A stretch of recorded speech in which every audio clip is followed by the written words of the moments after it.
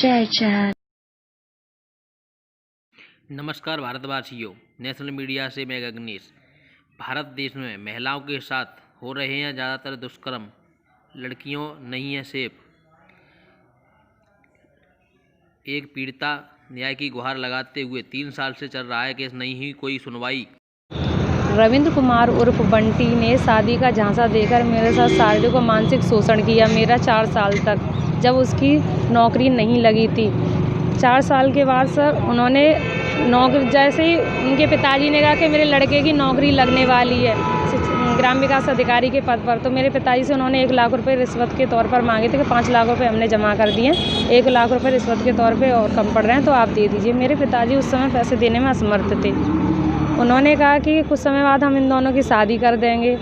तो जो रविंद्र कुमार उर्फ बंटी हैं और उनके माता पिता हैं, मुझे रविंद्र कुमार उर्फ बंटी के साथ कमरे में बंद कर देते थे। तो मैं इस बात का विरोध करती थी, तो वो कहते थे कुछ समय बाद आपकी शादी हो जाएगी तो आप दोनों पति पत्नी की तरह घर में रहो। मैं इस बात का विरोध करती थी तो मुझे वो डरा धमका के चुप कर देते थे। कुछ समय बाद मेरी जानकारी में आया कि रविंद्र कुमार और बंटी के माता पिता उसकी शादी कहीं दूसरी जगह कर रहे हैं, ज़्यादा दान दहेज के लालच में सर। तो मुझे जानकारी हुई तो मैं उनके घर पे गई 25 अगस्त 2018 को। तो उन सब लोगों ने मेरे साथ मारपीट की।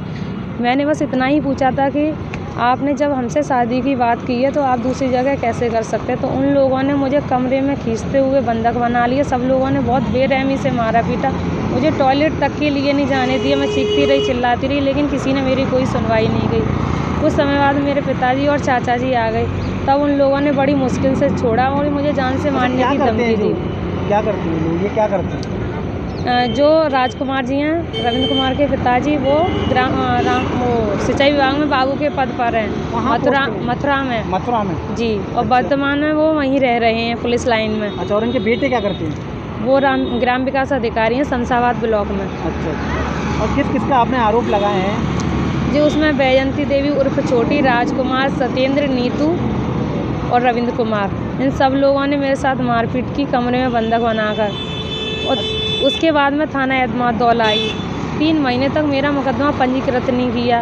इन 3 महीने तक मुझे पुलिस ने गुमराह किया। 3 महीने बाद मेरा एसपी सिटी सर के आदेश पर जाके मेरा मुकदमा पंजीकृत हुआ। समय समय पर मैंने इन्वेस्टिगेशन के दौरान मैंने विवेचक को साक्षी दिए, वो साक्षी भी गायब कर दिए गए। ना तो अरेस्टिंग हुई, पैसे का लालच लेकर पुलिस ने आरोपियों के नाम निकाल दिए। केवल रविंद्र कुमार और बंटी के खिलाफ ही न्यायालय में आरोप पत्र दाखिल किया थाना गया। एतमाद-दौला आ रहे हो तो क्या आश्वासन दिया जा रहा है आपको थाने की तरफ से? बस यही दिया जा रहा है कि हाँ, विवेचना चल रही है। वॉइस सैंपल रह गए हैं। मैंने पहले ही कहा था सर सबके वॉइस सैंपल लीजिए आप, लेकिन पुलिस ने केवल 2 ही लोगों के। एफआईआर कितने महीने हो गए, जैसे कि कितने दिन हो गए? 4/12/2018 में मुकदमा पंजीकृत हुआ था। 2018 का मामला है जी। 3 वर्ष होने को आए। 3 वर्ष होने को आए, अभी तक सुनवाई आपकी नहीं हुई? कोई सुनवाई नहीं हुई है, ना ही तो किसी की अरेस्टिंग हुई है। बस मुझे ही परेशान किया जा रहा है। आला अधिकारियों तक मैं चक्कर लगा रही हूँ, लेकिन कोई भी किसी भी प्रकार की कैसी भी कार्रवाई नहीं हो रही। जितनी परेशानी हो रही है मुझे ही हो रही है। वॉइस सैंपल आप बोल रहे हैं, आज मुझे बुलाया है कि सबके वॉइस सैंपल लिए जाएंगे, लेकिन कब लिए जाएंगे? ऐसे ही डिले कर रहे हैं, पेंडिंग में डाल दिया जाएगा। क्या मैं दर दर भटकती रहूँ? क्या मुझे न्याय नहीं मिलेगा?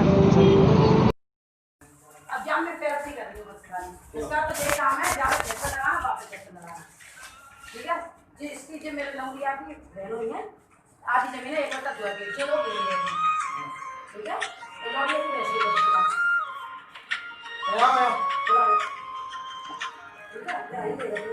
मैं लिख के ना पहले तक कोई तुम नहीं लड़ाई का कैसी तुम्हारे रिश्तेदार है? हाँ, मैंने जगह दिया था। हमने कहीं जानती हो कि ना? हम जानते ही नहीं तुम्हें। जानते कैसे ना? अगर जानकर होती तो तुम्हें कैसे टोक देते थे? यार लाला तो मैं भाई गई बात सामने यही तो करी, मैं नहीं जानता। नहीं कहा यही तो बोली थी कि मैं नहीं जानता। ये बात यही तो बात हुई कि मैं नहीं जानता। कह रही थी आप आपकी सुन ली, नहीं सुन ली, अब नहीं सुन लो, आपको सुन लो। बताओ क्या बात है? सर मैं एप्लीकेशन देने के लिए ये आके बेवजह मुझसे क्या करने लगे। आप मुझसे बात मत मुझे जानती नहीं। इन्होंने दावत क्या कहा था? अरे चुप रह। कैसा हमसे बदतमीज कुछ नहीं कह रहे। अरे यार तुम लोग जब बोले इन्होंने ये अभी मुझे लगा तो अभी जाइए जानतो मैं समझ रहा हूँ ना जानतो तू अभी चुप हो जाओ, सुन तो लो। बंद कर ले। उन्होंने एक मिनट बंद करा दो मीडिया प्लीज। तेरे लिए बहुत बुरा हो जाएगा, तू बलात्कार का केस लगाती घूम रही है, तू ऐसा कर रही है वैसा कर रही है। इन्होंने मुझे बहुत जलील किया, फिर कहने लगे कि मेरे घर में भी बहू बेटियां हैं, सोच लेना क्या होगा। इस तरीके से मानने पर उतारू हो गई। हां हां कहां मरी है? एक मरी है, देखिए दिखा दे पीठ पीठ करा। कहां मरी है? सर सबके अगर आप चाहें तो वहाँ जाके पूछ सकते हैं। फिर मैंने ये कहा, अगर मुझे मारना चाह रही है तो मैं यहाँ सामने खड़ी हूँ, आप मुझे मार दो, मैं तो इससे ज्यादा क्या मारूंगी।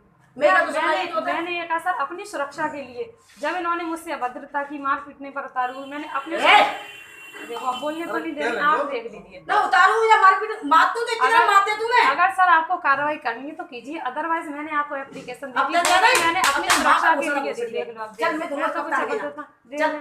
अपना अब आप देख लो, अब अब आप देख लो। मेरे रिश्तेदार है जो लड़की है गाली गलौज मत करो, थाने में खड़े थाने में खड़े हो आप लोग। इसकी लड़की बिना की लड़की मेरी लड़की बराबर है, ठीक है।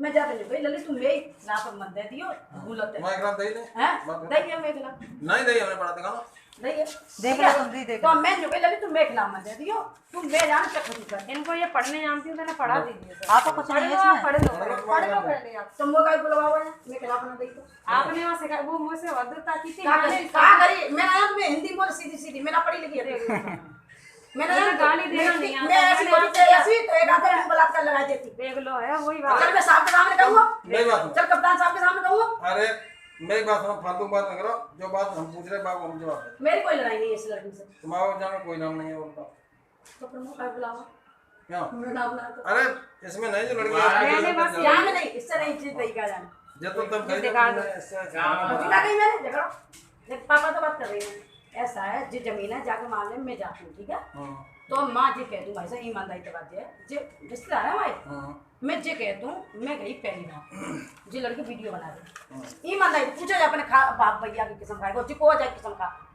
ठीक है जाने तुरंत ही वीडियो बनाई नहीं भाई बेटा वीडियो मत बनावे हम तो जगह देख रहे आए सही बात और तुम्हें दे रहे हैं तो दे दो आधे दो अपना आपको हिसाब से आधी जमीन दे दो ना पे दो सही बात यहाँ के पिताजी कर देना है मौके पर मम्मी चाचा है सब सही बात ठीक है ना इतनी बात नहीं हुई मनते मेरे करे आप तो तुम्हें वीडियो बन रही जाओ अरे जी ऐसे ही है बस कोई बात नहीं कल परसों जब जब पापा मम्मा पैसे में आए पूरा बंदी जाती है ना ऐसा बात है पापा पापा आए तो भैया है तो बड़ा बड़ा बोलिए चलो साथ बोला मैं देख अरे मैं ना हूँ तो पीछे पीछे का बोला जा मोड़ी के अरे मैं तो फोटो कराने गया था वहाँ पे हैं वकील साहब के पास में मेरे को जाके संग ही बोल लो वकील अरे तहसील में रहता पूछो साहब तो चलो बोल मैं पहचान लूँ तहसील में रहता बस या तो रहता ना तहसील में मैं तो पता चला मुझे नहीं देखना। देख ले अच्छे से देख ले अब तुम बताओ मैं अकेली आई मेरी धमकी लगाई जाने अब सुनो। जाने संग दो गुंडा डोलेंगे मेरे संग डोलना हम तो भाई प्रेस है हम तो कहीं भी डोल सकते हैं मतलब प्रेस वाला को काम दिया कि लड़की लड़की कौन डोला हम लड़की का काम करवा रहे हैं ना कौन दिनों लड़की के अलग है अच्छा एक बात बताइए जब हम पे पहुँचे तुम्हें तो तुम प्रेस वाले मैं तुम्हें लिखा पड़ी कह रहा हूँ लगाओ छापा तुम दो ना हम तो यही अरे तो दो अरे दो हमें तो छापेंगे तब बात करना हमारी देख फालतू बात मत करो लिख के दो हमें उनका हुआ सर एक बात बताइए, अगर आपका जमीन का विवाद है तो आप उनसे कीजिए, जो भी आप कोर्ट में जाइए, मुझसे क्या मतलब रही वीडियो की बात, ये मेरे घर पे वीडियो बनाएगी